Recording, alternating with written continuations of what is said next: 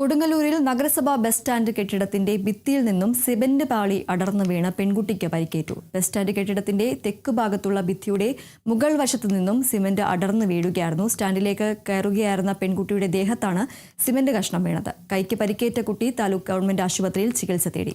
കാലപ്പഴക്കം കൊണ്ട് ശോചനാവസ്ഥയിലായ bus stand കെട്ടിടം അപകടാവസ്ഥയിലാണെന്നും വലിയ അപകടം ഒഴിവാക്കാൻ അധികൃതർ അടിയന്തര നടപടി സ്വീകരിക്കണമെന്നും നാട്ടുകാർ ആവശ്യപ്പെട്ടു.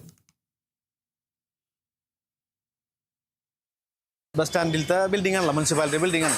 ഇത് ഇടിഞ്ഞു വീഴുന്ന ഒരു അവസ്ഥയിലാണ് ഇപ്പോൾ നിൽക്കുന്നത്. ഇന്ന് സ്കൂൾ വിട്ട് വന്നിട്ട് കുറച്ച് കുട്ടികൾ വരുന്ന സമയത്ത് മുകളിൽ നിന്ന് അത് ഇടിഞ്ഞ് വീണിട്ട് ഒരു കുട്ടിയുടെ കൈയുടെ ഈ സൈഡിൽ എല്ലിൻ്റെ ഈ ഭാഗത്ത് വീണ്. ഭാഗ്യം കൊണ്ട് തലയിൽ വീണില്ല. തലയിൽ വീഴായിരുന്നെങ്കിൽ ബുദ്ധിമുട്ടായനായിരുന്നു.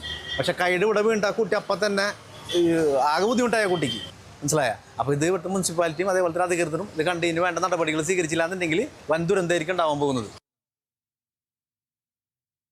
തൃശൂർ പെരുമ്പിലാവിൽ യുവതിയെ കുളത്തിൽ മരിച്ച നിലയിൽ കണ്ടെത്തി. തലപ്പള്ളി സ്വദേശി ആദ്രയാണ് മരിച്ചത്. എടപ്പാളിലെ സ്വകാര്യ സ്ഥാപനത്തിലെ ജീവനക്കാരിയായ ആദ്രയെ കാണാനില്ലാത്തതിനെ തുടർന്ന് വീട്ടുകാർ നടത്തിയ തെരച്ചിലാണ് മൃതദേഹം കണ്ടെത്തിയത്. ജോലി കഴിഞ്ഞ് മടങ്ങേണ്ട സമയമായിട്ടും ആതിര വീട്ടിലെത്താത്തതിനെ തുടർന്ന് ബന്ധുക്കൾ യുവതി പതിവായി സഞ്ചരിക്കുന്ന വഴിയിലൂടെ പരിശോധന നടത്തുകയായിരുന്നു. പെരുമ്പിലാവ് പൂയംകുളത്തിന് സമീപം ആതിരയുടെ സ്കൂട്ടർ ഉപേക്ഷിക്കപ്പെട്ട നിലയിൽ കണ്ടെത്തി. സമീപത്തു നിന്നും തന്നെ യുവതിയുടെ മൊബൈൽ ഫോണും ലഭിച്ചു. ഇതിനെ തുടർന്ന് കുളത്തിൽ നടത്തിയ പരിശോധനയിലാണ് മൃതദേഹം കണ്ടെത്തിയത്. കുന്നംകുളത്ത് നിന്നും ഫയർഫോഴ്സ് സ്ഥലത്തെത്തി മൃതദേഹം പുറത്തെടുത്തു. തിരുവനന്തപുരം വർക്കലയിൽ ജനതാമുക്ക് പെട്രോൾ പമ്പിൽ പാർക്ക് ചെയ്തിരുന്ന സ്വകാര്യ ബസിന്റെ ചില്ലുകൾ യുവാക്കൾ എറിഞ്ഞു തകർത്തു. 3 പേരടങ്ങുന്ന സംഘമാണ് സ്കൂട്ടിയിൽ പെട്രോൾ അടിക്കാനെത്തിയത്.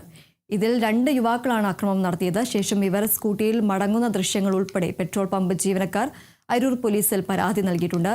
പോലീസ് അന്വേഷണം ശക്തമാക്കി. യുവാക്കൾ ലഹരിയിലായിരുന്നു എന്നതാണ് ലഭിക്കുന്ന വിവരം.